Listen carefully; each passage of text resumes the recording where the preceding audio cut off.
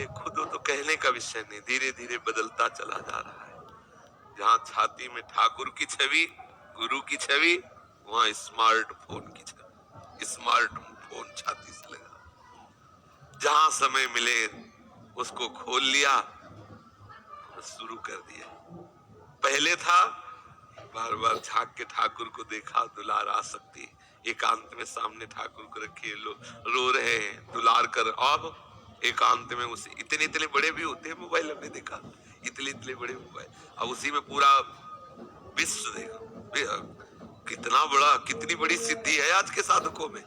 तुरंत अमेरिका देखो लेवल, ध्यान लगाने की जरूरत नहीं, आगे सामने कैसे सिद्धि हो, कैसे भगवदाकार वृत्ति हो। सोचो, जहां मन ऐसे ही सब सात्विक वातावरण में हमें चंचल करता है, वहां संपूर्ण संसार का प्रतीक स्मार्ट मोबाइल हो और इंटरनेट का सहयोग हो, फिर वो भगवान की कैसे वृत्ति स्मृति अखंड रख सके। मुझे तो लगता है बड़ा असंभव सा है, क्योंकि इतना आकर्षण और सहज में हर विषय। अगर सावधान साधक नहीं है तो ये कलयुग की चाल मोबाइल है, बहुत जल्दी उसे भगवत विमुख कर देगा। जितनी भी असत वासनाएं बढ़ाने वाली वृत्तियां वो सब मिलेंगी। इसलिए साधक मोबाइल से सदप्रयोग करे। कोई भी वस्तु केवल दोष युक्त नहीं होती, उसमें गुण दोष दोनों होते हैं। उपासक वही संत हंस गुण गाहे पे परिहरि वारी विकार। अब जैसे मोबाइल से बाहर रहकर सत्संग भी सुनते हैं लोग, मोबाइल से गुरुजनों की इष्ट की छवि भी रखते हैं, मोबाइल से हम तत्काल किसी संत से बात कर सकते हैं, कहीं सूचना दे सकते हैं, कोई अपना प्रश्न हल कर सकते। बहुत सी ऐसी सुविधाएं, आप किसी समस्या में हैं तो वहां एक आप दूसरे को सूचना दे सकते हैं। तो आप अगर सद्गुण ग्रहण करें तो कोई पतन नहीं है, लेकिन प्रायः इतनी इंद्रियां बलवान हैं कि वो फिर फिसला देते हैं। कई ऐसे चैप्टर हैं इस समय वातावरण में जो हमारे परमार्थ के लिए बहुत हानिकारक है। साधक सावधान रहे। महापुरुषों का पहला तो सानिध्य नहीं मिल रहा, दूसरा हमारा आहार दूषित हो रहा, तीसरा संग दूषित हो रहा है। इन सब के कारण हमारा अखंड चिंतन नहीं चल पा रहा। देखो बोला, अखंड चिंतन, जब अखंड चिंतन चलेगा ना तो किसी से बात करना अच्छा नहीं लगेगा। वो थोड़ी थोड़ी देर में कुन्नु कुन्नु बजता रहता है मोबाइल। जिनके पास मोबाइल होते ना वो बजता रहे। और ना भी हो तो अगर रख के आप थोड़ा पाठ भी करने गए हो तो पाठ के बाद आप अंतर्मुख होके ये नहीं देखेंगे कि मेरे मन में क्या चल रहा है, वो मैसेज किसका आया हो, और भाग करके उसमें देखने का मन, क्योंकि देखते हैं ना साधु, वो उसमें देखे किसका मैसेज आया, क्या बात आई। तो बहुत सावधान रहा जाए। अब धीरे धीरे कलिकाल बढ़ता चला जा रहा है, क्योंकि जैसे जैसे कलिकाल की अवस्था बढ़ेगी वैसे वैसे दूषित भाव भी बढ़ेगा। तो इसलिए मुझे लगता है बहुत सावधान होकर के समय व्यतीत किया जाए और हर समय भजन में रहो। मोबाइल का सिर्फ उतना प्रयोग करो जितनी आवश्यकता है। उसमें जैसे साधक होकर आप गेम खेलो, साधक होकर उससे मनोरंजन करो। क्या साधना करो भैया, भले 2 घंटे आप माला चलाए और इसके बाद जाके उसमें मनोरंजन। हमें मन को प्रियालाल तक पहुंचाना है। हमारा मनोरंजन का विषय प्रियालाल है। प्रभु को कहा गया भक्त मनोरंजन, जनमन रंजन कहा गया ना। तो मनोरंजन, हमारा मनोरंजन कहाँ होना चाहिए? प्रियालाल से, प्रभु से। और मनोरंजन अगर संसार में होता है, अब अपने अपने को देख लो, हृदय की बात।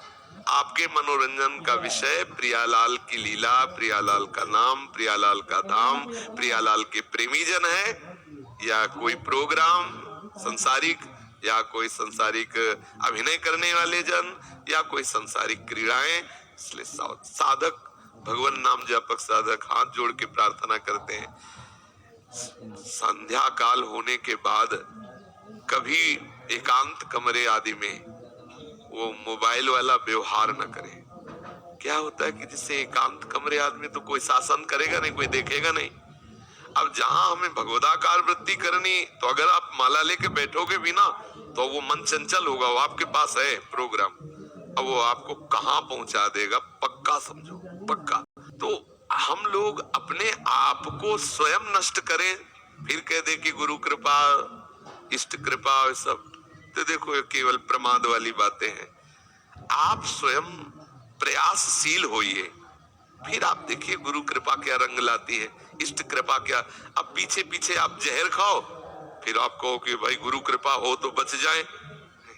जानबूझ जे नर संग्रह करे, तो कहा उमाते काहे न मरे।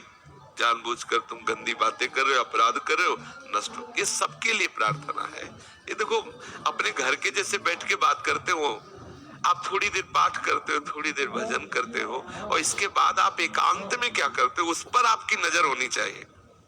आपका समाज, अब आप यहाँ उपद्रव करोगे तो डांट पाओगे, अगर हम कुछ उपद्रव की बात करेंगे तो अवहेलना होगी, निंदा होगी।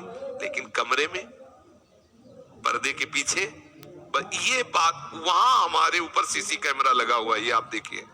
आपका गुरु देख रहा है, आपका इष्ट आपको देख रहा है, क्योंकि आपकी बात उन्हीं से तो बननी है, हरि गुरु कृपा से तो बननी है।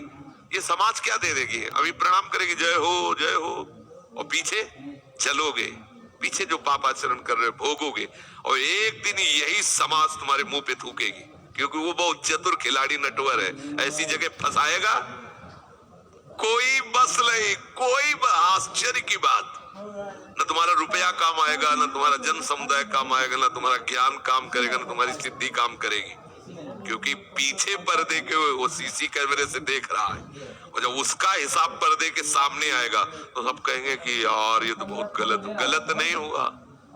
हमारे मालिक के हिसाब में कभी गलती नहीं होती, पक्का समझ लेना। इसलिए उपासक को डरना चाहिए। समाज में गलती हो जाएगी तो उसका निवारण हो जाएगा, एकांत में गलती ना हो, क्योंकि उस समय सिर्फ आप हो, और एकांत में किया हुआ अपराध वो निश्चित बलवान होकर आपको परास्त कर दे। साधु, साधक, सत्मार्ग में चलने वाला गृहस्थ एकांत के अपराध से डरे, एकांत में पवित्र रहे। समाज में गलती हो जाएगी तो अपने आप समाज सुधार लेगी आपको। यहाँ ज्यादा इधर उधर देखोगे तो भी डांट लग जाएगी, और एकांत में आप पर्दे की आड़ में हो, फिर कुछ देख रहे हो तो कोई डांटेगा नहीं, लेकिन वो